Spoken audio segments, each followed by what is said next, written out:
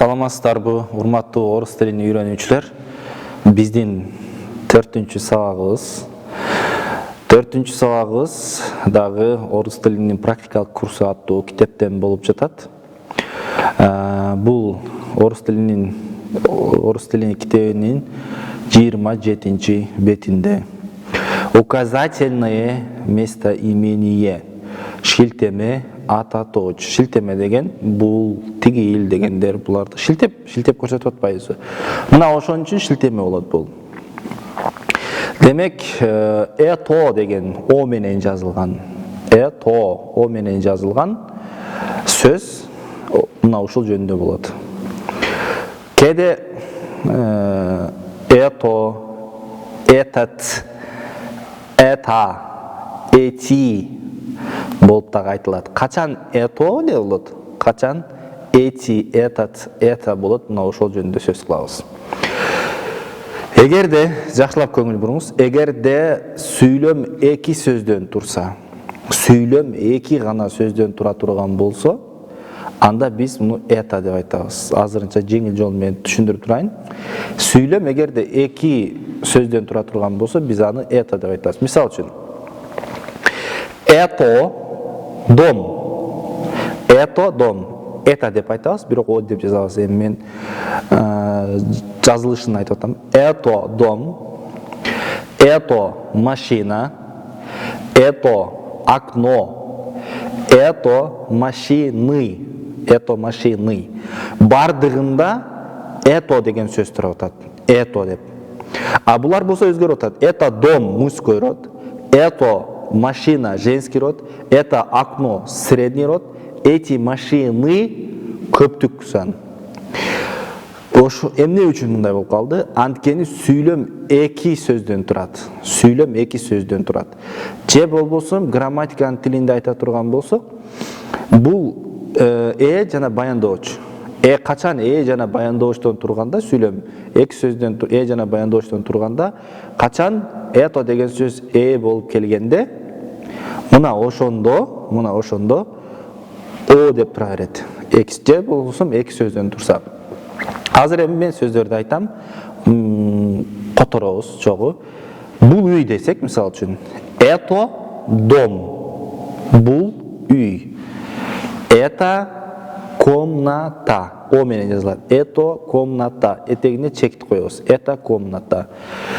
Это окно, бул терезе. Это дети, бул балдар. Ким деген суроого жооп берет. Это дети, бул балдар. Андан кийин это дети. Мисал үчүн, это карандаш, бул калем, мужской род. Это деп эле турат, мужской род. Это дверь, женский род, да. Это дверь, бул эшик. Это ружье, бул мылтык, это ружье. Это мальчики, бул балдар деп көптүк сан. Ушинтип кете берет. Андан кийин мисал үчүн, это стол, это табуретка, это место, это столы, бул столдор деп көптүгү менен мына ушинтип кете берет. Это компьютер, это сабака, бул ит, это сабака, это достижение, бул жетишкендик, это достижения, бул жетишкендиктер деп көптүгү менен. Бардыгында это деп турат. Это телефон, это газета, это задания, это фотографии, бүт бардыгында это деп турат. Өзүңүздөр билгендей эле. Мына ушинтип жеңил жол менен жасалат. Это ребенок, Это аптека. Это сообщение. Это сообщения. Көптүгү бүт бардыгында это деп жазылат. Эми качан этот, качан это, качан ето, качан эти болот.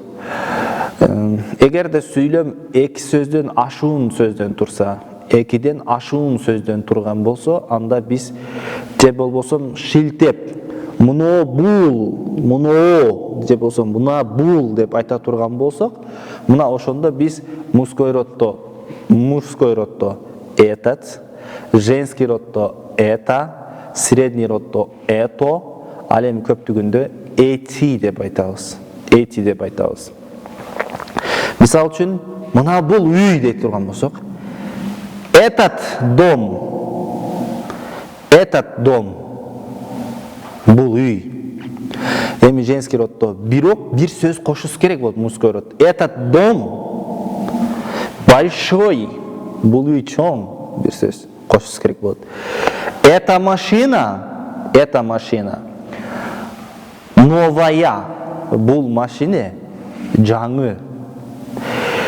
Это окно новое, бул терезе жаңы деп тагы бир сөз кош. Это окно. Ошондо биз муну бул дегенде, бул жерде это деген же болсо этот деген кайсыл деген суроого жооп берет. Какой? А мурдакысында жөн эле это болуп турганда кто или что деген суроого жооп берет эле. Эмне бул? Бул дом деп точка коет элек. Ал эми этот десек кайсыл деген суроого жооп берет. Эми средний род. Это ружье, бул мылтык. Это письмо, бул кат. Эти письма, бул каттар деп туруп бир сөз кошусу керек болот. Эти письма новые, бул жаңы каттар. Бул каттар жаңы. Эти мальчики, бул балдар, умные. Эти мальчики умные деген сөз кошусу керек. Умные. Же болсо эти девушки, бул кыздар. Эмне болду ал кыздарга? Дагы бир сөз кошусу керек болот. Эти девушки современные. Бул кыздар заманбап. Современный деп. Бир сөздү кошусу керек болот мына ушинтип. Андан кийин мисал үчүн этот карандаш длинный, бул калем, но бул калем узун. Эта комната светлая. Это мен айтып атат женский роддо. Эта комната светлая. Бул бөлмө жарык деп амен айтабыз. Мына бул деп. Средний роддо. Это место удобное. Бул орун ыңгайлуу. Бул орун ыңгайлуу. Это место деген.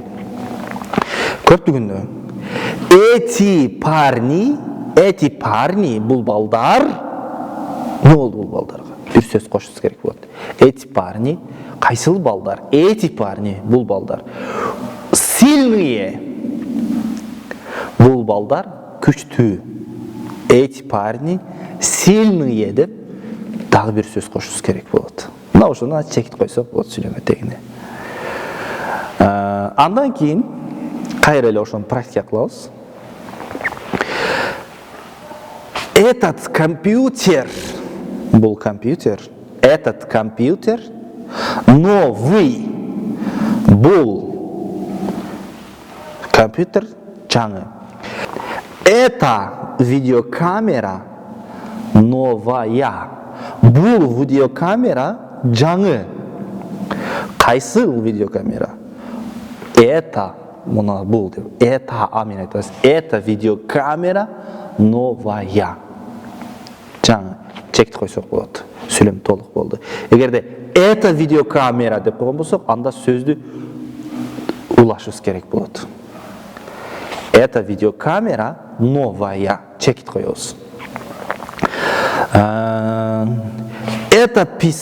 Это сообщение, бул кат, это сообщение непрочитанное. Бул кат окулган эмес. Бул кат, кайсыл кат? Мына бул кат. Эти часы новые, мына бул саат. Эмне болду бул саатка? Жаңы.